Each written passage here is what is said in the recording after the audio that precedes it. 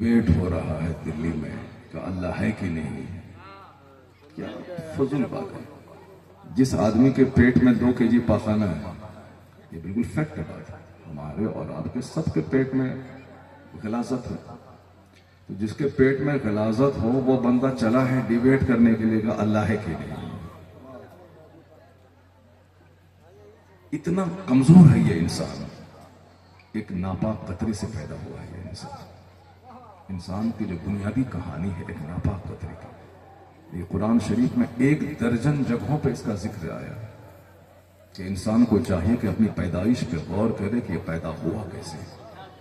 فَلْيَنْظُرِ الْإِنسَانُ مِمَّا خُلِقَ خُلِقَ مِن مَّاءٍ دَافِقٍ يَخْرُجُ مِن بَيْنِ الصُّلْبِ وَالتَّرَائِبِ إِنَّهُ عَلَىٰ رَجْعِهِ لَقَادِرٌ. اللہ کہتا ہے کہ a man should consider in his creation how he is created. آدمی کو اپنی پیدائش پہ غور کرنا چاہیے کہ وہ پیدا ہوا کیسے. ایک پانی کا کودتا ہوا قطرہ جمپ کرتا ہوا، منی کا قطرہ وہ کود کے نکلتا ہے، جمپ کر کے نکلتا ہے. جمپ کرتا ہوا قطرہ جو باپ کی ریڑھ کی ہڈی اور ماں کے سینے کی ہڈی سے نکلتا ہے. ماں باپ دونوں کی منی کا قطرہ شامل ہے بچوں کی پیدائش میں. تو باپ کی منی کا قطرہ ریڑھ کی ہڈی سے نکلتا ہے اور ماں کی منی کا قطرہ سینے کی ہڈی سے نکلتا ہے. اسی کو کہتے ہیں صلب اور ترائی. یخرج من بین الصلب والترائی، یعنی صلب اور ترائب سے جو قطرہ نکلتا ہے اس قطرے سے اس انسان کو پیدا کیا. اور پھر اللہ تبارک و تعالی اس کو موت دے کے دوبارہ زندہ کر کے اس سے حساب لے گا. جب اسے پیدا کرنا آسان ہے اس کے لیے تو اسے موت دے کر دوبارہ زندہ کرنا، حساب دینا، یہ اس کے لیے مشکل نہیں ہے. إِنَّهُ عَلَىٰ رَجْعِهِ لَقَادِرٌ. وہ اس کے دوبارہ لوٹانے پر قادر ہے. بزرگان دین کہتے ہیں کہ اللہ نے پیدائش کے بارے میں ایسا کیوں کہا کہ ایک ناپاک قطرے سے تجھ کو پیدا کیا. تو صوفیہ کرام اس کی تشریح کرتے ہیں کہ چونکہ یہ انسان بڑا کمزور پیدا ہوا ہے، یہ انسان تھوڑا سا حسن پاتا ہے مغرور ہو جاتا ہے. بات بالکل صحیح ہے. تھوڑی سی خوبصورتی ملی انسان اترانے لگتا ہے. بالکل غور سے سنیے گا چونکہ آج کل سب ڈیبیٹ چل رہا ہے اور آپ کو بھی اپنا ایمان اسٹرانگ کرنے کے لیے کچھ علم رکھنا ہوگا، اپنی سوچ کو بیدار کرنا ہوگا، ورنہ چاروں طرف لٹیرے لگے ہیں ایمان لوٹنے کے لیے. اور حضور نے 1400 سال پہلے کہا تھا کہ ایک وقت ایسا آئے گا کہ بندہ صبح مسلمان رہے گا شام کافر ہو جائے گا، شام مسلمان رہے گا صبح کافر ہو جائے گا. کیونکہ اس قدر لٹیرے چاروں طرف، کوئی ماڈرن کلچر دکھا کر، کوئی ہائیسٹ ڈگری دکھا کر، کوئی یورپ اور امریکہ کے ڈیولپمنٹ دکھا کر، کوئی سائنس دکھا کر، کوئی فلمی کلچر دکھا کر، کوئی تنگ اور چست لباس دکھا کر، کوئی چمکتی ہوئی کاریں دکھا کر، یہ سب لوٹنا چاہیں گے کہ دیکھو تم مسلمان ہو، اگر تمہیں کار چاہیے تو میرے پاس آ جاؤ، ڈیولپمنٹ چاہیے تو میرے پاس آ جاؤ. دیکھو فلمی ستارے کس طرح لگزریس لائف گزار رہے ہیں. دیکھو آپ یورپ اور امریکہ کے یہودی کس قدر تعیش سے بھری ہوئی زندگی گزار رہے ہیں. یعنی ہر طرف دیکھو، یہ لڑکی اسکرٹ پہنی ہے تو کتنی خوبصورت لگ رہی ہے اور تم نقاب پہنے ہوئے ہو. یعنی ہر طرف سے لوگ نوچنا چاہتے ہیں. اس زمانے میں جو اپنا ایمان بچا لیا آیا ہے کہ اسے 100 شہیدوں کا ثواب ملے. 1-2 شہید نہیں، 100 شہیدوں کا ثواب ملے. اس زمانے میں جو نبی کی سنتوں کو زندہ کیا، جو نبی کی سنتوں کو مضبوطی سے پکڑے رہا. مجھے نہیں چاہیے تمہاری چمک دمک، مجھے نہیں چاہیے تمہاری لگزریس لائف کا دھوکہ، مجھے نہیں چاہیے یہ ظاہری تصنع اور بناوٹ کی زندگی. ہمارے لیے ہماری سادگی اچھی ہے، ہمارے لیے وہی طریقہ اچھا ہے جو مصطفیٰ جان رحمت کا دیا ہوا. تو اس پوائنٹ کو مضبوطی سے پکڑے رہنے کے لیے آپ کو بھی سینہ مضبوط کرنا ہوگا. آپ کو بھی برے وسوسات کے حملے کو دور کرنے کے لیے علم رکھنا ہوگا. آپ کو بھی اسلام کی رسی کو مضبوطی سے تھامے رکھنا ہوگا. دنیا والا کچھ بھی کہے, ہم بغیر کسی دلیل کے خدا کو ایک مانتے ہیں. کیا بات ہے, واہ واہ واہ واہ واہ. بلائنڈلی آنکھ. یہ بھی ایک فتنہ ہے. کوئی رمیش نہیں آیا ہے ڈیبیٹ کرنے کے لیے, کوئی امیش نہیں آیا ہے ڈیبیٹ کرنے کے لیے. جاوید جو ایک مسلمان کا نام ہے, ایک مسلمان کا نام اور لیبل لے کر وہ ڈیبیٹ کرنے آیا ہے کس بات پر کہ اللہ ہے یا نہیں. جبکہ یہ بھی ایک فتنہ ہے, اور یہ بھی کفار و مشرکین یہود و نصارہ کی ایک بہت بڑی سازش ہے. چونکہ اگر کوئی رمیش سامنے آ جاتا تو یہ ایک لفظ انکار کرتا کہ تم تو مشرک ہو, تم تو کافر ہو, تم کو لینا دینا کیا ہے. لیکن یہاں چونکہ ایک مسلمان نام کا شخص سامنے آیا تاکہ مسلمانوں کا ایک بڑا جاہل طبقہ کنفیوزڈ ہو جائے. مسلمانوں کا ایک بڑا طبقہ جو جاہل ہے, جو کم پڑھا لکھا ہے, وہ کنفیوزڈ ہو جائے, وہ اپنے مذہب کے بارے میں شک کرنے لگے. چونکہ دوسرے لوگوں کو جیسے تیسے جینا ہے, شراب پینا ہے, ڈی جے بجانا ہے, ڈانس کرنا ہے, اپنی بیوی کو صاحب نیم وستر کر کے اس کو ساتھ میں لے کے گھمانا ہے, وہ اس کے یہاں کوئی اصول نہیں ہے, کوئی ضابطہ نہیں. یہ ضابطہ تو صرف اسلام میں ہے کہ کیا کھائیں, کیا نہیں کھائیں, کیا پئیں, کیا نہیں پئیں, کیا لیگل ہے, کیا انلیگل ہے, کیا رائٹ ہے, کیا رانگ ہے, کیا جائز ہے, کیا ناجائز ہے, کیا حرام ہے, کیا حلال ہے. تو مسلمان کو سمجھنا ہے. دوسروں کو کیا مطلب, پانی ملا تو پی لیا, شراب ملا تو پی لیا, تاڑی ملا تو پی لیا, گڑ ملا تو کھا لیا, پیشاب ملا تو پی لیا. بہت سارے کافر ہیں جو گائے کا پیشاب پیتے ہیں, بہت سارے مشرک ہیں جو اپنا پیشاب پی لیتے ہیں. تو اس لیے ان کو کیا مطلب ہے, جو ملا تو پی. تو مسلمان کو سوچنا ہے کہ ہمیں حلال کا 1 روپیہ چاہیے, حرام کا 1 کروڑ نہیں چاہیے. کیا بات ہے, کیا بات ہے, واہ تو واہ. مسلمان کو سوچنا ہے کہ ہمیں شراب نہیں, ہمیں شربت چاہیے, ہمیں ناجائز نہیں, ہمیں جائز چاہیے. تو اب قانون کے دائرے میں یہ مسلمان رہتا ہے. اس لیے پوری دنیا میں سب سے زیادہ مضبوط, سب سے زیادہ اسٹرانگ, سب سے زیادہ روحانی طاقت کا مالک یہ مسلمان ہے. اسی سے مانوتا اور انسانیت دنیا میں قائم ہے. تو اب وہ چاہتے ہیں کہ میری طرح تم بھی ننگا ہو جاؤ, میری طرح تم بھی شراب پینے لگو, میری طرح تمہاری بیٹیاں بھی حجاب میں آگ لگا دیں. اس لیے ایک سوچی سمجھی اسکیم کے تحت ایک بھلا اچھا آدمی جو منتری ہے, یہ آدمی بھی بڑھاپے میں سٹھیا کر کے حجاب کے خلاف ایک تحریک چلے ہوا ہے. بتائیے کتنا اچھا آدمی تھا. لیکن اب صاحب ایک اچھا آدمی بھلا مانوس ہو کے ایک عورت کی تہذیب کے خلاف اور حجاب کے خلاف, صاحب پتہ نہیں کیا ہو گیا اس کو. پوری دنیا یہ سمجھ لے کہ حجاب کی دشمن, ہماری داڑھی کی دشمن, ہماری ٹوپی کی دشمن, پوری دنیا ایک طرف سے دشمن ہوتی جا رہی ہے. یہ پڑھا لکھا آدمی صاحب 15-20 سال سے بہار کا نیترتو کر رہا ہے, اور یہ اتنا گھٹیا کام جو پوری دنیا میں دھو دھو مچ رہی ہے, عرب جگت میں, یورپ میں, ایشیا میں, ہندوستان بھر کی ساری خواتین کی نگاہوں میں وہ گر چکا ہے. ہم کو لگتا ہے کہ یہ بھی ایک سازش ہے, ورنہ اس آدمی کو کیا لگا تھا کہ ایک, اور وہ مدرسے کی پڑھی لکھی نہیں ہے, وہ کوئی عالمہ نہیں تھی, بلکہ وہ بالکل میڈیکل ایکسپرٹ, ایک ڈاکٹر ہے, MBBS ڈاکٹر ہے, جس کی وکالت آپ لوگ کرتے ہیں کہ صاحب سے مدرسے میں مت پڑھائیے ورنہ دقیانوسی لوگ ہو جائیں گے, عورتیں دقیانوسی ہو جائیں گی, اسکول میں پڑھائیے, اسکول کے ماحول میں پڑھائیے تاکہ فری رہیں. وہ تو اسکول کی پڑھی ہوئی تھی, مگر وہ سمجھدار خاتون تھی. اسکول کی پڑھی ہوئی عورت اپنے آپ کو بے پردہ کر کے عزت کو لوٹا کے کامیاب نہیں ہو سکتی ہے.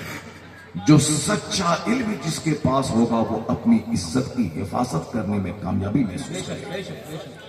وہ لوگ عورتوں کے دشمن ہیں جس نے اپنی بیٹی کو چائے کی دکان پہ بیٹھا کے 10 آدمی کے آنکھ کا تماشا بنا دیا. وہ لوگ عورتوں کے کلچر کے دشمن ہیں جس نے اپنی بیٹی کو فلم میں نچوایا ہے. وہ لوگ عورتوں کی تہذیب کے دشمن ہیں جس نے عورتوں کو ڈرامہ میں لا کر کے ہزاروں مردوں کی زینت بننے کا موقع دیا. اسلام نے عورتوں کی عزت کی حفاظت کی ہے, اس کو موٹا لباس پہنا کے تاکہ شوہر کی امانت رہے, نہ کہ سماج کے 10 لچوں کی زینت بن جائے. تو اسلام نے پردہ دے کر عورتوں پہ ظلم نہیں کیا, اسلام نے پردے کا قانون دے کے عورتوں پہ احسان کیا, عورتوں کی عزت کی حفاظت کی. کیا میں چاہوں گا کہ میری بیوی کو 5 مرد آئے اور میری بیوی کا ہاتھ پکڑے؟ کوئی گھٹیا سے گھٹیا آدمی نہیں چاہے، چاہے یہودی ہو، چاہے ہندو ہو، چاہے بودھ ہو، چاہے جین ہو، کوئی یہ نہیں چاہے گا کہ میری بیوی کا ہاتھ 5 آدمی پکڑے۔ جب آپ نہیں چاہیں گے تو اپنی بیوی کو جینس اور ٹی شرٹ پہنا کے ہزاروں آدمی کے سامنے جو اپنے ممبر پہ بٹھا دیا ہے، اور یہ سارے لوگ جو آپ کی بیٹی، آپ کی بیوی کے چہرے، اس کی گردن، اس کی کلائی، اس کے بازو، اس کے سارے چست جسم کو دیکھ رہے ہیں، یہ کیسے گوارا ہو سکتا ہے؟ یہی تو اسلام کہتا ہے کہ یہ تیری امانت ہے، تو اس کے سر سے لے کے پاؤں تک سارے جسم پہ تیرا قبضہ ہے، نہ کہ کسی لچوں لفنگوں کا قبضہ ہے۔ اس لیے حجاب اور نقاب عورتوں کو ذلیل کرنے کے لیے نہیں ہے، عورتوں کی عزت کی حفاظت کے بے لیے۔ شک بے شک اور بات سچ یہی ہے کہ اخیر زمانے میں لوگوں کی عقلیں چھین لی جائیں گی۔ تنزع عقول اکثر ذالک الزمان، یہ حدیث میں آیا، حضور فرماتے اخیر زمانے میں اکثر لوگوں کی عقلیں چھین لی جائیں گی، اور عقل چھین لی گئی ہے اس لیے جس کو برا ماننا چاہیے، یعنی بے پردگی کو برا سمجھنا چاہیے، تو لوگ اس کو اچھا سمجھ رہے ہیں۔ اب پردے کو اچھا سمجھنا چاہیے تو اس کو لوگ برا سمجھ رہے ہیں۔ کیوں؟ حضور نے 1400 سال پہلے کہا تھا کہ اخیر زمانے میں اکثر لوگوں کی عقلیں چھین لی جائیں گی۔ تو آپ سمجھ رہے ہیں کہ انجینئر بن گئے، ڈاکٹر بن گئے، پروفیسر بن گئے، آئی ایس آفیسر بن گئے، آئی پی ایس بن گئے، ڈی ایم بن گئے، صاحب یہ سی ایم بن گئے، پی ایم بن گئے، یہ امریکہ کے پریزیڈنٹ بن گئے، آپ سمجھ رہے ہیں، لیکن جس کے پاس عقل سلیم نہیں ہو وہ انسان نہیں ہے۔ انسان اور جانور میں فرق یہی ہے کہ جانور کو سوچنے سمجھنے کی صلاحیت نہیں ہے، یہ انسان کو سوچنے سمجھنے کی صلاحیت اللہ نے دی ہے۔ تو جو سوچ سے عاری ہو جائے وہ جانور سے بدتر ہے، اور جو سنجیدہ سوچ کا حامل ہو وہی انسان ہے اور وہی سچا مسلمان ہو سکتا ہے۔ تو ہم کو یہ اپنی طرح ننگا کرنا چاہتے ہیں، لیکن آپ جان لیں، گرہ باندھ لیں، 14 دن نہیں ہوئے اسلام کے آئے ہوئے، 14 مہینہ نہیں ہوا اسلام کے آئے ہوئے، 1400 1500 سال ہو گئے اسلام کے آئے ہوئے، بے شک بے شک اور اس کو آپ نرفس کبھی نہ ہو۔ پہلا وہ دن کہ ایک بندے نے کلمہ پڑھا تھا، اس کے بعد 4 لوگوں نے کلمہ پڑھا، پھر 40 لوگوں نے کلمہ پڑھا، پھر 4000 لوگوں نے کلمہ پڑھا، پھر 4 لاکھ لوگوں نے کلمہ پڑھا۔ جیسے کلمہ پڑھنے والوں کی تعداد بڑھتی گئی، مشرکوں کی دشمنی بڑھتی گئی، وہ کہنے لگے اسے مکہ میں رہنے نہیں دیں گے، چٹائی میں باندھ کر لوگ دھواں دینے لگے، سولی پہ لٹکانے کی دھمکی دینے لگے، کوئلے پر لیٹایا کہ یہاں تک کہ چربی اتنی پگھلی کہ آگ بجھ گئی۔ اس طرح سے لوگوں نے ستانا شروع کیا کہ تاکہ لوگ کلمہ نہ پڑھیں، مسلمان نہ بنے، مگر دوسری طرف ایمان کی وہ پختگی تھی، محبت رسول کا وہ نشہ تھا کہ ایک کو مٹانا چاہا، 1 لاکھ لوگوں نے کلمہ پڑھ لیا۔ کیا بات کیا بات کیا 1 لاکھ لوگوں نے جب کلمہ پڑھا، دشمنی بڑھی، اب دشمنوں کا دائرہ بھی بڑا ہو گیا۔ پہلے قریش کے لوگ دشمن تھے، پھر دوسرے سارے قبیلوں کے لوگ دشمن ہو گئے، پھر جب اسلام مکہ سے باہر نکلا تو دوسرے ممالک کے لوگ دشمن ہو گئے، ایران کے لوگ دشمن ہو گئے، اسپین کے لوگ دشمن ہو گئے، پھر اسلام جب انڈیا میں آیا تو انڈیا کے لوگ دشمن ہو گئے، اسلام جب چائنا جاپان گیا وہاں کے لوگ دشمن ہو گئے۔ پہلے تو ایک قریش کا آدمی دشمن تھا، لیکن اب دھیرے دھیرے پوری دنیا میں اسلام پھیلتا گیا، دشمنوں کی تعداد بڑھتی چلی گئی۔ ایسے میں تو اسلام کو مٹ جانا چاہیے تھا، ایسے میں تو اسلام کو دفن ہو جانا چاہیے تھا، لیکن اسلام اس طاقت کا نام ہے کہ دشمنی بڑھتی گئی، کلمہ پڑھنے والوں کی تعداد میں اضافہ ہوتا چلا۔ نعرہ تکبیر، نعرہ رسالت، پیغمبر اسلام۔ اور سن لیں آپ، لوگوں نے کہا تھا کہ حضور کے وصال کے بعد اسلام کی اینٹ سے اینٹ بچ جائے گی، لیکن آقا علیہ السلام نے ایسی مضبوط عمارت کھڑی کر دی اسلام کی، اور اس کے ایسے مضبوط رکشک بنا دیے، صدیق اکبر کی صورت میں، عمر فاروق کی صورت میں، عثمان غنی کی صورت میں، حضرت مولا علی کی صورت میں، اپنے 2 نواسوں کی صورت میں ایسے مضبوط کیڈر بنا دیے، ایسے مضبوط پروٹیکٹر بنا دیے کہ سرکار کا وصال ہو گیا۔ दुश्मनों ने कहा था ये जब तक हैं, इनका चेहरा, इनका हुस्न, इनका अखलाक, ये सारे लोगों को बिल्कुल एक मिकनातीसी ताकत की तरह खींचे हुए हैं, लोग इनके इर्द गिर्द जमा। लेकिन जिस दिन मुस्तफा का विसाल हो गया, उस दिन ये सारी जमाअत मुंतशिर हो जाएगी और चारों तरफ से हमला करेंगे, इस्लाम की ईंट से ईंट बजा देंगे। लेकिन इसका उल्टा हुआ कि हुजूर के विसाल के बाद जब हुजूर पर्दा फरमा के अपनी कब्र अनवर में चले गए, सिद्दीक अकबर ने जब इस्लामी सल्तनत की लगाम संभाली और 2 साल तक जब आपने उस कमान को संभाला, तो इस्लाम कमजोर नहीं हुआ, इस्लाम का दायरा और वसी होता चला गया। उमर फारूक के 10 साल पीरियड में और ये दौर ये वसी होता चला गया। हजरत उस्मान गनी के 12 साल पीरियड में और इस्लाम लहलहाता रहा, यहां तक कि अरब से निकलकर कुस्तुनतुनिया तक इस्लाम पहुंच गया। और हजरत मौला अली के जमाने में थोड़ा सा कमजोर होना चाहा, लेकिन मौला अली की बहादुरी ने इसे और स्टेबल कर दिया। जब मौला अली का बेटा हजरत हुसैन सामने आए और देखा कि मेरे नाना के दीन को अब नवासे का खून चाहिए, अपना सारा कुंबा लेकर करबला आ गए और अपने बाल बच्चों को इस्लाम और तहफ्फुज़ नामों से रिसालत के लिए लुटा दिया, अपनी गर्दन कटा दी, खून का आखिरी कतरा बहा दिया। इधर खून बहा, उधर इस्लाम का गुलशन लहलहाता चला गया। अब जो इस्लाम अरब की चार दीवारी में महदूद था, अरब से निकला, पूरे आलम में तूफान की तरफ फैलता चला गया। आज एक आदमी नहीं है, बल्कि आज पूरी दुनिया में 200 करोड़ की तादाद में कलमा पढ़ने वाले हैं। 2 लाख नहीं, 200 करोड़ लोग अभी पूरी दुनिया में मौजूद हैं। अब आप समझ सकते हैं कि 800 करोड़ वाली दुनिया में 200 करोड़ की तादाद कलमा पढ़ने वालों की है, तो एक तरफ बगदाद जलता रहा, इस्लाम मुस्कुराता रहा, दूसरी तरफ हिंदुस्तान में आग लगती रही, मगर हिंदुस्तान में इस्लामी गवर्नमेंट का सूरज डूबा, उधर अल्लाह ने इंडोनेशिया जैसा जबरदस्त मुल्क मुसलमानों को अता कर दिया। इस तरह से एक तरफ सूरज डूबा, दूसरी तरफ से निकल गया। तो आज जो हालात इंडिया और पूरी दुनिया के इस्लाम मुखालिफ हैं, आप घबराएं नहीं, ये वो वक्त है जो 1500 साल से आपने ही देखा है। जब जब दुश्मनी बढ़ी है, तब तब मुस्तफा के गुलामों की तादाद में इजाफा होता चला गया।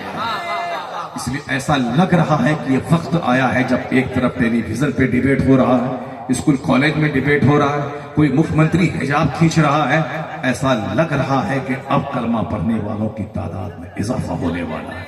अब यह 200 करोड़ 400 करोड़ की तादाद में बदलने वाला है। मैं इन जाहिलों को नहीं देखता, मैं तो उस प्रिंसेस को मैं देख रहा हूं जो ब्रिटेन की प्रिंसेस है, जो कहती है कि इस्लाम से ज्यादा खूबसूरत कोई मजहब नजर नहीं आता। मैं अमेरिका की डॉक्टर मारिया का कॉल पढ़ता हूं, जिन्होंने कहा कि इस्लाम ने जो औरतों को सम्मान दिया है, उसका जाहिरी सबूत यही है कि कुरान करीम जो इसकी मजहबी किताब है और जिसमें सारे उलूम मौजूद है, इसमें मर्दों के नाम पे कोई सूरत नहीं है। सूरे निसा जो औरत के नाम पे सूरत है, ये इस बात की दलील है कि इस्लाम ने औरतों को सम्मान और इज्जत दिया है, किसी मजहब ने नहीं दिया। इस्लाम ने इस निर्धन और गरीब औरतों को मालदार बनाया है। पहले औरतों को न बाप की प्रॉपर्टी में हिस्सा मिलता था, न शौहर की जायदाद में हिस्सा मिलता था, न भाई की प्रॉपर्टी में हिस्सा मिलता था। इस्लाम ने शौहर की प्रॉपर्टी में हिस्सा दिलाया, बाप की जायदाद में हिस्सा दिलाया, बेटी की जायदाद में हिस्सा दिलाया। तो औरतें मारी जाती थी, इस्लाम ने औरतों को जिंदगी दी। औरतें गरीब थी, इस्लाम ने औरतों को स्टेबल और मजबूत बनाया। औरतों से आंखें सीखी जाती थी, इस्लाम को कानून हिजाब देकर इनकी इज्जत की हिफाजत इस्लाम ने की। वो कहते हैं सारी दुनिया गवाह है, मैंने इस्लाम को पढ़कर, इस्लाम को समझकर, इस्लाम ने जो औरतों को सम्मान दिया है, उस सम्मान को महसूस करके मैं कलमा पढ़कर मुस्तफा की कनीज़ों में दाखिल होती हूँ। एक पढ़ी लिखी औरत जो दुनिया की सबसे आला तालीम याफ्ता औरत है, उसके कलमा पढ़ने का मतलब है कि करोड़ों औरतों के दिमाग में इस्लाम की मोहब्बत डाल देना। इसलिए कोई हिजाब खींच करके इस्लामी कानून को दबा नहीं सकेगा, बल्कि पूरी दुनिया में एक सुगबुगाहट है कि आने वाले वक्त में करोड़ों औरतें हैं जो कलमा पढ़कर कनीज़े फातिमा बनने वाली। इस बात को आप गिरह मान लें कि 1,500 साल हो गए। इस्लाम को अगर दबना होता जिस वक्त उमर फारूक आजम शहीद हुए थे उस वक्त कमजोर हो जाता। इस्लाम को अगर दबना होता, उस्मान गनी जब अपने घर में शहीद कर दिए गए उस वक्त इस्लाम कमजोर हो जाता। अगर इस्लाम को खत्म होना होता जब मौला अली शहीद कर दिए गए उस वक्त इस्लाम खत्म हो जाता। जब इस्लाम को खत्म होना होता जिस वक्त रसूल पाक के चहीते नवासे इमाम हुसैन की लाश को घोड़े की टापों से रौंद दिया गया उस वक्त इस्लाम खत्म हो गया होता। इस्लाम को खत्म होना होता जब बगदाद की सारी मस्जिदों को तोड़ दिया गया, सारे मदरसों को गिरा दिया गया, सारी किताबों को दरियाए दजला में फेंक दिया गया, 70,000 मुसलमानों को ज़बह करके उसकी खोपड़ी की मीनार बनाकर काफिरों ने उस पर बैठकर शराब पिया। उसी वक्त इस्लाम को मिट जाना था। लेकिन इन तमाम वाकयात के बाद इस्लाम मुस्कुराता रहा ताकि दुनिया वाला जान ले कि इस्लाम का मुहाफिज कोई दूसरा नहीं है, इस्लाम का मुहाफिज अल्लाह रब्बुल इज्जत की जात है। अल्लाह हमेशा से है, हमेशा रहने वाला है।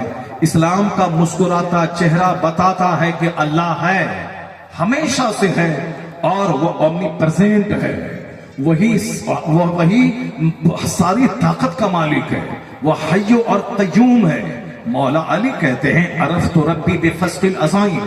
ये जो डिबेट करता है बैठ करके कि अब वहां ऐसा हो रहा है वहां वैसा हो रहा है, अल्लाह ताला देख रहा है, जालिम बढ़ रहा है, जुल्म बढ़ रहा है, अगर अल्लाह होता उसको दबा देता, तुम्हारी छोटी सी खोपड़ी में यह बात नहीं आएगी। मौला अली जिसके बारे में हुजूर ने कहा है अना मदीनतुल इल्म व Ali जुनबाबुहा, I am city of knowledge and Ali is the door of it. मैं इल्म का शहर हूं, मैं इल्म का शहर हूं, अली उसका दरवाजा है। वह मौला अली जो बाबे मदीनतुल इल्म है, वो मौला अली कहते हैं कि अरफ़्तु रब्बी बिफ़स्क़िल अज़ाइम। जब मेरे इरादे टूट जाते हैं, मैं चाहता कुछ हूं और हो कुछ जाता है। मैं चाहता हूं कि मैं खूबसूरत बनूं मगर मैं बदसूरत हो जाता हूं। मैं चाहता हूं मेरे 5-10 बेटे हो जाएं मगर मेरी 10 बेटियां हो जाती हैं। मैं चाहता हूं कि मैं पूरा मालदार बन जाऊं, पूरे शहर का सबसे बड़ा मालदार बन जाऊं मगर मैं कंगाल हो जाता हूं। मैं चाहता हूं कि हमेशा 90 साल उम्र तक तंदुरुस्त रहो मगर मैं अचानक बीमार हो जाता हूं। आखिर वो है कौन जो मेरी चाहत के खिलाफ काम करता है? मैं चाहता कुछ हूं और हो कुछ जाता है। मौला अली कहते हैं मैं पहचान लिया कि मेरा रब है, मैं चाहता कुछ हूं और हो कुछ जाता है। यह इस बात की दलील है कि बंदों का चाहा हुआ सब कुछ नहीं होता है, वही होता है जो मंजूरी खुदा। नारे तकबीर, नारे रिसालत। अरफ़्तु रब्बी बिफ़स्क़िल अज़ाइम।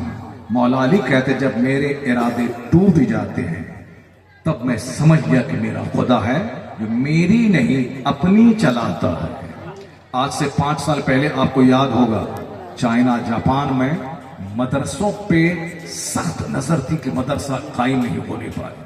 मस्जिदों पे सख्त नजर थी कि कोई नमाज नहीं पढ़ने पाए। अमेरिका यूरोप से इस्लाम के खिलाफ बयानात आ रहे थे। हिंदुस्तान में एनआरसी का एक अलग तूफान और हंगामा था।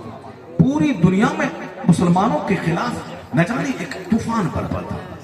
कोई मस्जिदों के खिलाफ बोल रहा है, कोई खानका के खिलाफ बोल रहा है, कोई जलसे के खिलाफ बोल रहा है, कोई टोपी के खिलाफ बोल रहा है, कोई दाढ़ी के खिलाफ बोल रहा है, कोई साहब एनआरसी का कानून ला करके मुसलमानों के वजूद के खिलाफ बोल रहा है ताकि मुसलमान घबरा के अपना मजहब छोड़ दें और हिंदुस्तान में इसको जीना है तो वो कुफ्र और शिर्क कबूल कर ले। न जाने कैसा हंगामा था। मगर मालूम है इन सारे हंगामों को दूर करने वाले ने कैसे दूर किया? एक छोटा सा कोरोना का कीड़ा भेज दिया।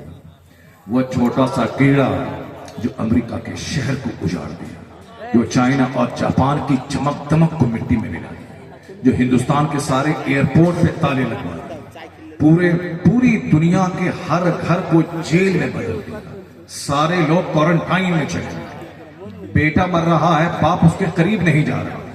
सब भूल गए, खानका के खिलाफ बोलना भूल गए, मदरसे के खिलाफ बोलना भूल गए, मुसलमानों की दाढ़ी टोपी के खिलाफ बोलना भूल गए। सारे लोग क्वारंटाइन साहब, मास्क और कोरोना वैक्सीन, मेडिसिन सब उसके पीछे लगे। पूरी दुनिया के लोगों को अल्लाह ने बता दिया कि बंदे तेरे चाहने से सब कुछ नहीं होता है, वही होता है जो मंजूर खुदा होता है। तो अल्लाह ने लोगों को सजा देने के लिए फरिश्तों को आसमान से नहीं उतारा कि 1,00,000 फरिश्ते उतर जाओ, सबों की गर्दनें काट दो, जाओ अमेरिका के प्रेसिडेंट की गर्दन काट दो, जाओ हिंदुस्तान के गृह मंत्री की गर्दन काट दो, जाओ चाइना और जापान के प्रधानमंत्री की गर्दन काट दो।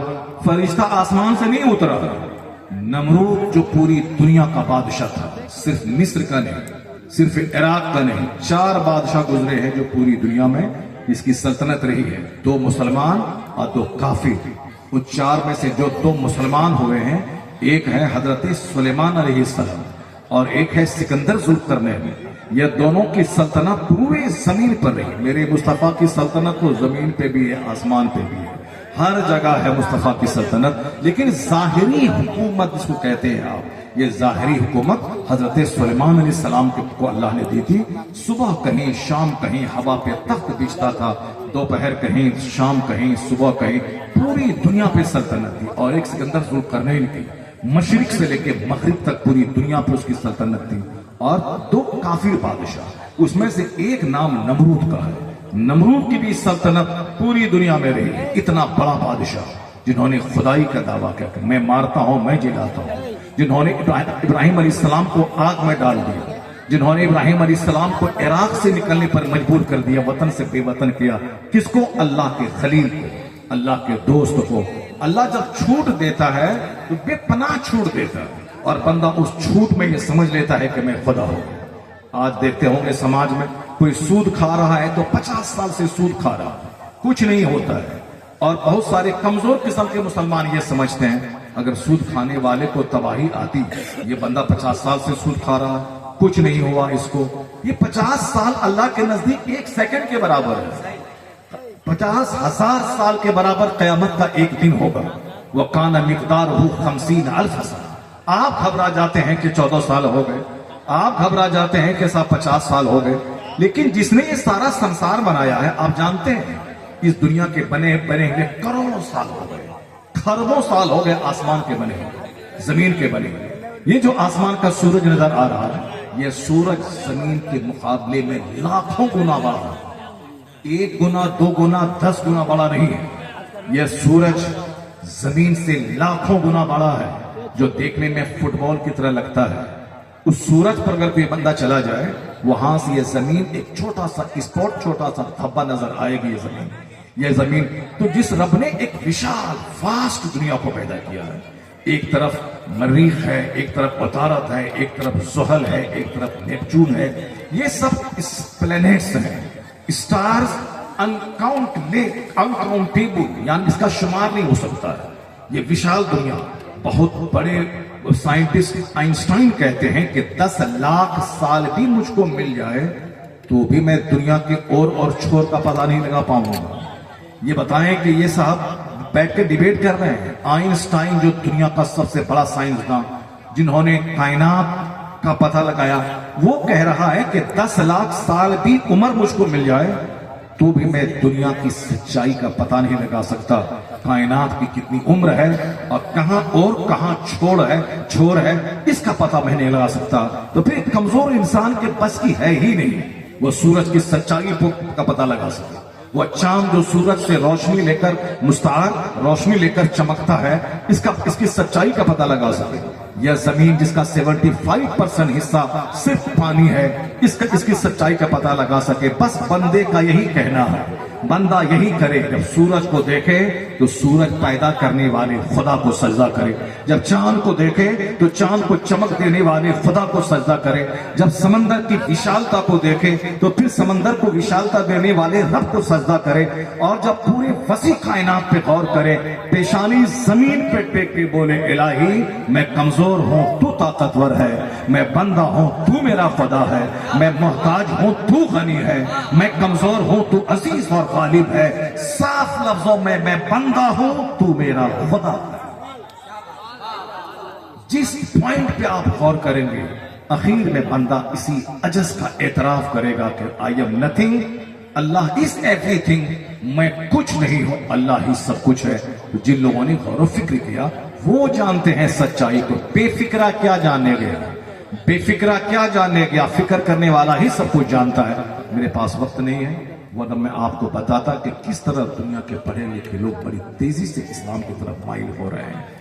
किस तरह थाईलैंड की राजधानी बैंकॉक के एनाटॉमी का प्रोफेसर मेगाटे तेजासन किस पॉइंट को देख करके वो कलमा पढ़ा, जो जावेद जैसे 1 करोड़ लोग जिसके पांव की धूल के बराबर नहीं हो सकते, इतना बड़ा पढ़ा लिखा आदमी सऊदी अरब की राजधानी रियाद में पूरी दुनिया को गवाह बना के कहा कि मैं एनाटॉमी का सबसे बड़ा प्रोफेसर और थाईलैंड की राजधानी बैंकॉक यूनिवर्सिटी का मैं सबसे बड़ा साइंटिस्ट, मैंने जो 10 साल में तहकीक की है, 10 मिनट में जब उसको पता चला कि कुरान करीम में वही बात 1500 साल पहले से मौजूद है दुनिया में। कुरान तो अल्लाह का कलाम है, वो तो जब से है तब से मौजूद है, दुनिया में नाजिल हुई है ये किताब 1500 साल पहले, तो 1500 साल पहले से वो बातें मौजूद हैं। तो मेगाटे तेजासन ने कहा जो 10 साल मैंने दिमाग जला के जिसको पाया है वो बात कुरान में मौजूद है। इसका मतलब है कि कुरान किसी बंदे का कलाम हो ही नहीं सकता है, ये बंदों के खालिक, बंदों के क्रिएटर का कलाम है। जब सच्चाई सामने आ गई है तो दुनिया गवाह है कि तेजासन कलमा पढ़कर मुस्तफा की गुलामी में दाखिल हो रहा है। पढ़े लिखे लोग बड़ी तेजी के साथ इस्लाम में दाखिल हो रहे हैं और आने वाला वक्त इस्लाम का है, आने वाला वक्त मुसलमानों का है। ये बात अगर मैं कहूं तो लोग कहेंगे मौलाना है जो मुसलमानों की मायूसी दूर करने के लिए ये ऐसी बातें कह रहे ताकि मुसलमान नर्वस ना हो, मुसलमानों को हिम्मत और हौसला मिले। ये बात मैं नहीं, ये बात आज से 50 साल पहले डॉक्टर बर्नार्ड शॉ ने कही थी। बर्नार्ड शॉ जो दुनिया का एक बहुत पढ़ा लिखा अदीब, मैंने कॉलेज में बर्नार्ड शॉ की लिखी हुई किताब मैंने पढ़ी है और जो भी कॉलेज स्कूल में पढ़े हैं जरूर वो डॉक्टर बर्नार्ड शॉ के बारे में जानते हो, कितने बड़े ड्रामाटिस्ट और कितने बड़े अदीब थे। उसने आज से 50 साल पहले कहा था, if any religion has a chance of ruling over England ने Europe with in the next 100 years it is इस्लाम। ये क्या कहा बर्नार्ड शॉ? बर्नार्ड शॉ कल मुसलमान नहीं था, मगर इस्लाम की सच्चाई को भांपते हुए उन्होंने कहा था अगर कोई मजहब आने वाले 100 साल के अंदर सिर्फ इंग्लैंड नहीं बल्कि पूरे यूरोप बर्रे आजम महाद्वीप में अगर कोई मजहब हुकूमती मजहब बनने वाला है तो वो मजहब इस्लाम बनने वाला है। इसको अपने घर में दीवार पर लिख के रखे, if any religion has a chance of ruling over England ने Europe with in the next 100 years it is Islam. Bernard Shaw जैसा पढ़ा लिखा महाविद्वान, उसने कहा कि अगर आने वाले 100 साल के भीतर सिर्फ इंग्लैंड नहीं बल्कि फ्रांस में, जर्मनी में, हॉलैंड में, पूरे यूरोप बर्रे आजम में अगर कोई मजहब हुकूमती मजहब बनने वाला है तो वह मजहब इस्लाम बनने वाला है। चूंकि दुनिया के सारे प्रॉब्लम्स का हल मजहब इस्लाम में है, हर दर्द की दवा मजहब इस्लाम में है। दुनिया के सबसे बड़े मुअल्लिम मुस्तफा जाने रहमत की ज़ाते गिरामी है। जिस मसले का हल कहीं नहीं मिलता हो उस सारे मसले का हल कुरान में मुस्तफा के फरमान में मौजूद है, मुस्तफा की हदीस में मौजूद है।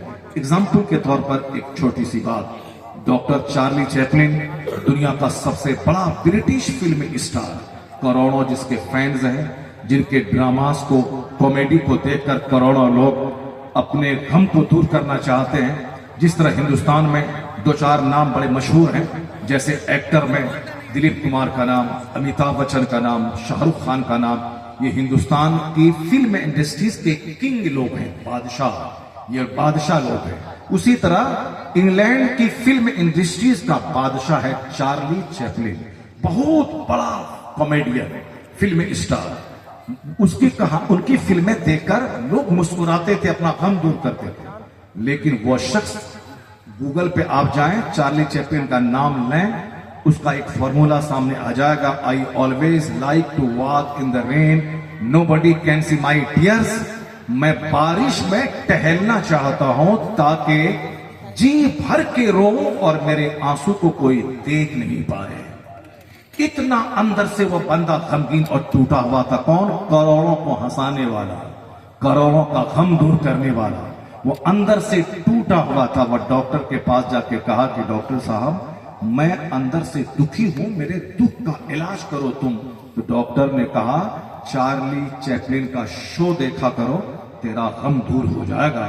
یہ بولا جس کا شو دیکھنے کا مشورہ آپ دے رہے ہو وہ چارلی چیپلن میں ہی ہوں, مجھے دنیا چارلی چیپلن کہتی ہے.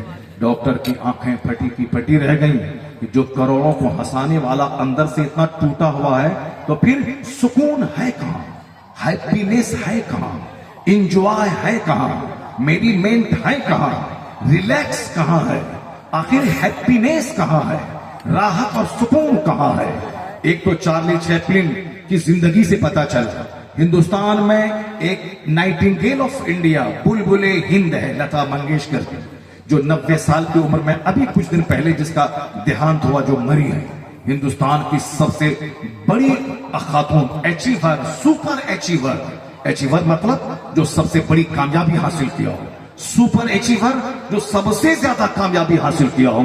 شہرت, دولت, عزت, پاپولیرٹی, ناموری, نیم, فیم, یعنی جس کو کروڑوں لوگ جانتے ہوں, جن کے پاس کروڑوں کا زیور ہو, جن کے پاس کروڑوں کا بنگلہ ہو.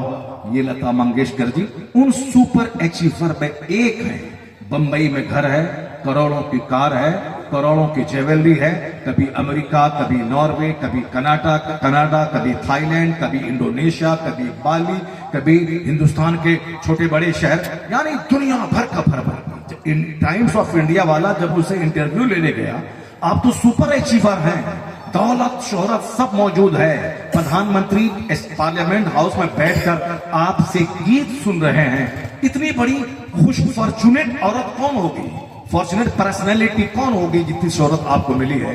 آپ کیسا فیل کر رہی ہیں, کیسا لگ رہا ہے آپ کو؟ لتا منگیشکر جی نے کہا کہ ایسا لگ رہا ہے کہ I like to live this world, میں اس دنیا کو چھوڑنا چاہتی ہوں. ایک انگریزی میں لفظ آتا ہے لیو, LIVE, لیو منے رہنا, اور ایک آتا ہے LEAVE, لیو منے چھوڑنا. لتا منگیشکر جی کہتے ہیں I like to live this world, اب میری خواہش ہے کہ میں دنیا چھوڑ کے مر جاؤں, کیوں جو میں چاہتی تھی مجھ کو نہیں ملا, جو میں چاہتی تھی مجھ کو نہیں ملا. 2 کٹھا زمین خرید کر انجوائے کرنے والا, چھوٹا سا گھر بنا کے انجوائے کرنے والا, 2-4-10 کروڑ روپے بینک میں جمع کر کے انجوائے کرنے والا, حقیقی انجوائے تو ملے گا نہیں. بظاہر پان کھا کے کہتا ہے کہ میں بہت خوش ہوں, سینے پہ ایک ہاتھ ماروں گا تو 50 غم آپ بول دیں گے. اتنے سارے غموں کے بیچ میں جی رہا ہوں. بیوی, بال, بچے, پڑوسی, رشتہ دار, اپنی صحت, تندرستی, ہر آدمی دکھی ہے. کیوں؟ اللہ نے سارا سکھ اس دنیا میں رکھا ہی نہیں ہے. اب آپ اچھے ہیں, دولت ہے تو تندرستی نہیں ہے, تندرستی ہے تو دولت نہیں ہے, دولت ہے تو بال بچے اچھے نہیں ہیں. بل گیٹس کو کون نہیں جانتا, دنیا کا سب سے بڑا مالدار. وہ انہوں نے سافٹ ویئر کمپنی کا دیو اس کو بولا جاتا ہے, سافٹ ویئر جائنٹ, یعنی جو آج پوری دنیا میں کمپیوٹر سافٹ ویئر ہے اس کا وہ دیو بھوت بولا جاتا ہے اس کو, بل گیٹس کو. اتنا بڑا مالدار پوری دنیا کا, مگر جب دیکھا کہ میرا بیٹا باقی ہو گیا, میرا بیٹا دولتوں کی فراوانی کی وجہ سے بگڑ گیا, اس نے قسم کھا لیا کہ اب میں دولتوں میں دل نہیں لگاؤں گا, بلکہ میں اپنی آدھی دولت ہیلتھ اور ایجوکیشن کے چھیتر میں ڈونیٹ کر دیتا ہوں. جب میرے بچے دولت کی وجہ سے بگڑ گئے, بچہ میرا نہیں ہو, اب میں دولت لے کے کیا کروں. انہوں نے اپنی ساری زندگی ایک ٹرسٹ بنا کر مانوتا کی سیوا میں گزارنے کا فیصلہ کر لیا. جب اس کے پاس ساری خوشی نہیں ہے تو اس کا مطلب ہے کہ خوشیاں دنیا میں نہیں ہے. دنیا میں تندرستی ہے تو خوبصورتی نہیں, خوبصورتی ہے تو دولت نہیں, دولت ہے تو پڑوسی اچھے نہیں. اگر سب کچھ ہے تو اچانک مر جانے کا اندیشہ, اچانک بیمار پڑنے کا اندیشہ, اگر میں صحت مند رہوں تو بال بچوں کی بیماری کا اندیشہ.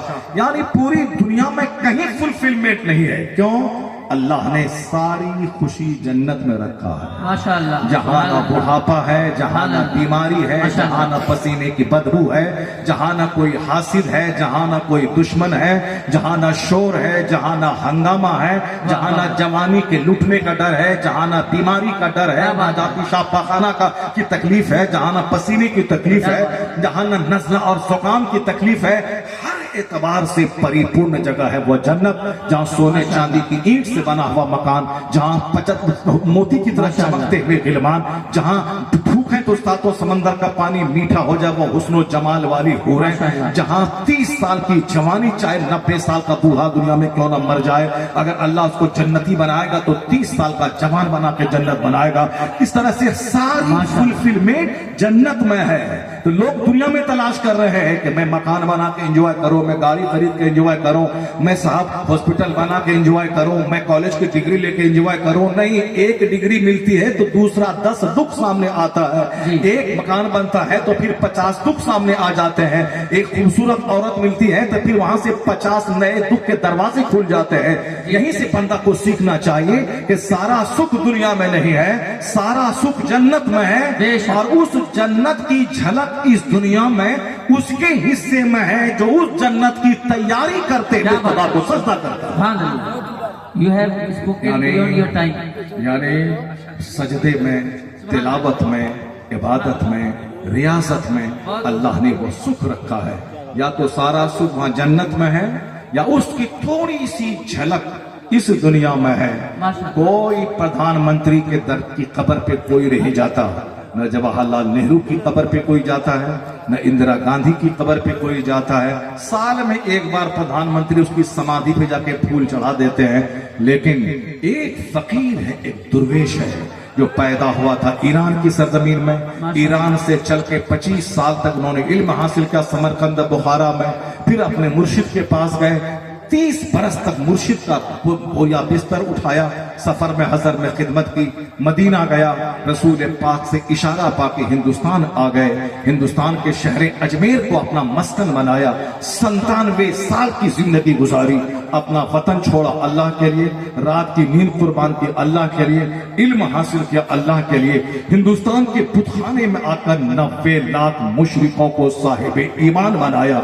अब अल्लाह ने वो इज्जतें दे दी कि मोइनुद्दीन तुमने मेरे दीन की खिदमत की है, अब जब तक हिंद रहेगा, जब तक तेरी कब्र रहेगी, उस वक्त तक तेरे नाम की धूम मचती रहेगी। तेरे पास अपना बेटा रहे ना रहे, करोड़ों रूहानी बेटे तेरी कब्र पे हाजिरी देते रहेंगे, फातिहा पढ़ते रहेंगे, गुलाब का फूल चढ़ाते रहेंगे।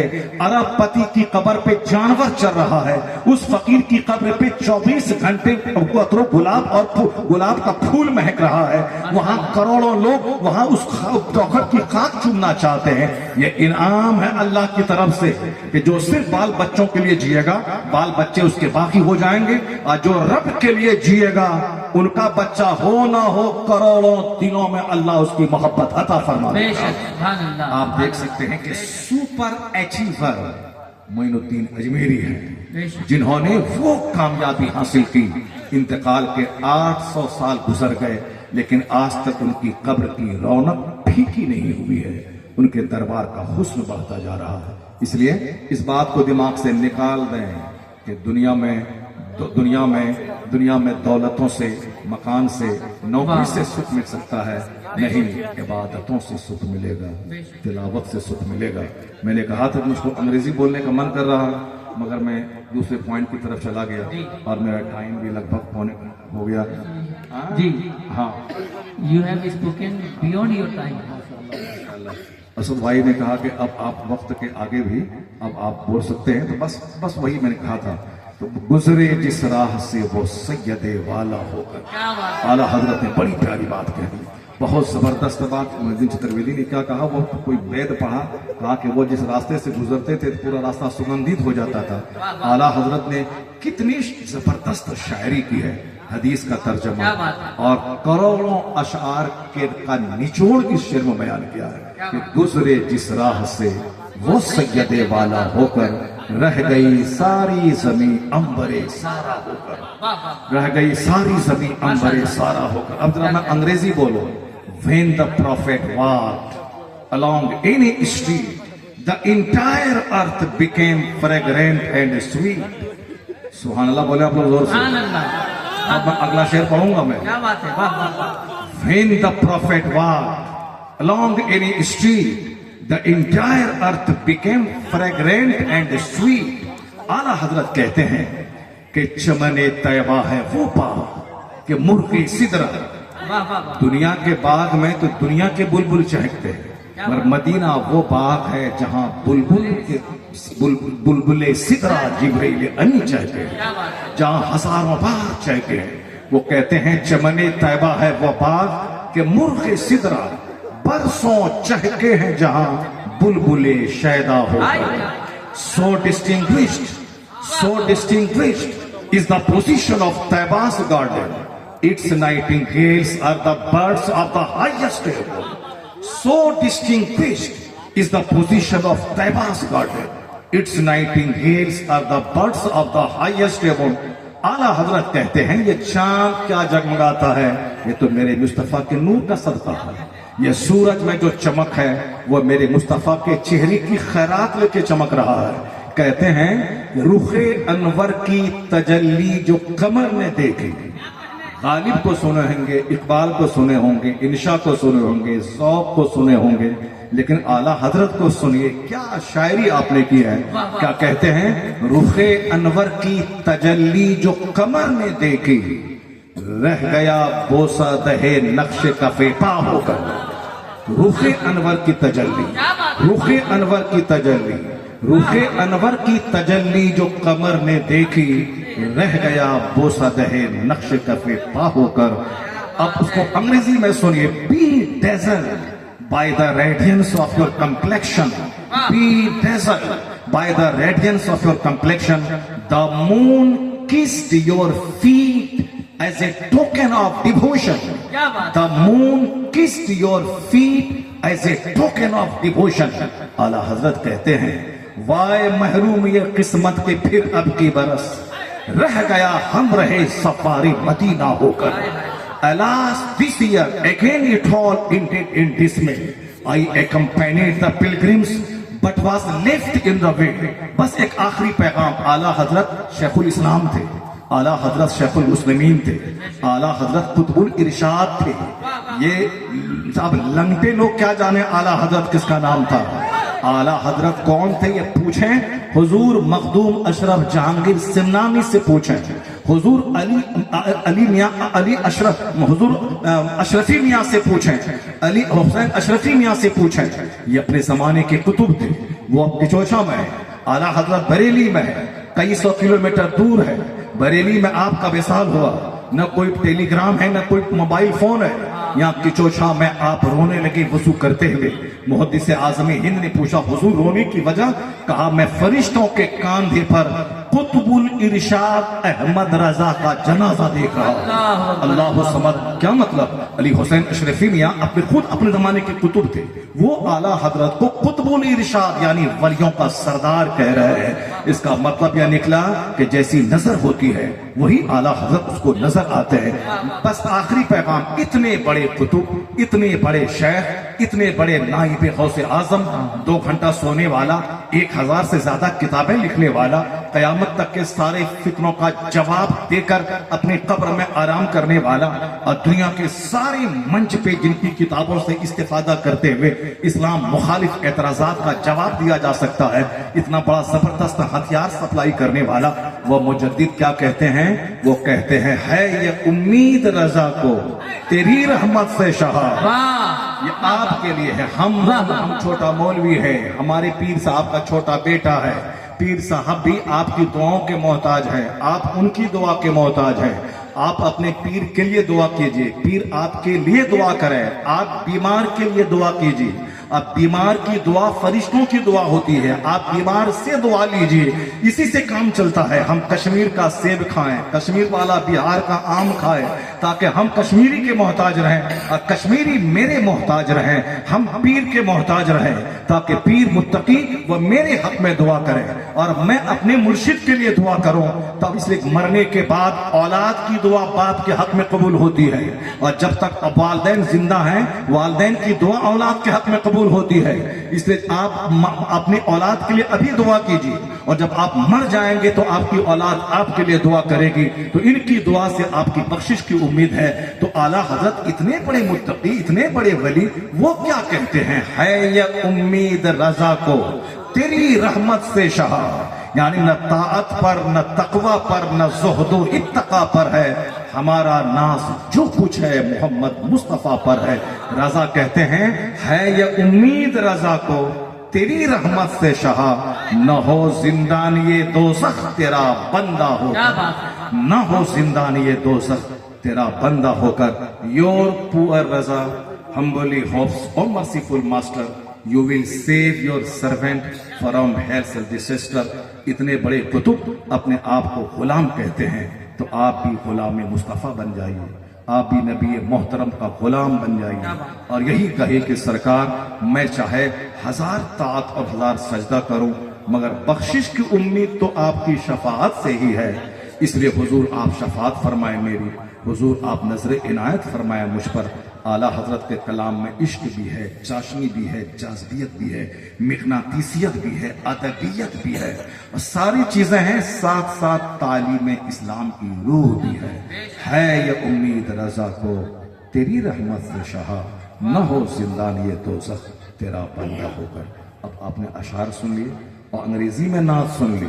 دوسرے لوگ انگریزی میں گانا گاتے ہیں, اعلیٰ حضرت کے کلام کو دیکھ کر اب انگریزی میں نعت پڑھی جا رہی ہے. سبحان اللہ. یعنی انگریزی زبان کو بھی خوبصورتی عطا کر دی گئی ہے نبی کی نعت. ماشاء اللہ. اب جب نعت ہو گئی تو اب یہاں سے تقریر شروع ہونی چاہیے, کیونکہ سارے شاعر سارے خطیب خطبہ پڑھتے ہیں, پھر اشعار پڑھتے ہیں, اس کے بعد تقریر شروع کرتے ہیں. اب اگر میں اشعار پڑھاؤں اب میں تقریر شروع کروں تو پھر 3 گھنٹے ہو جائیں گے,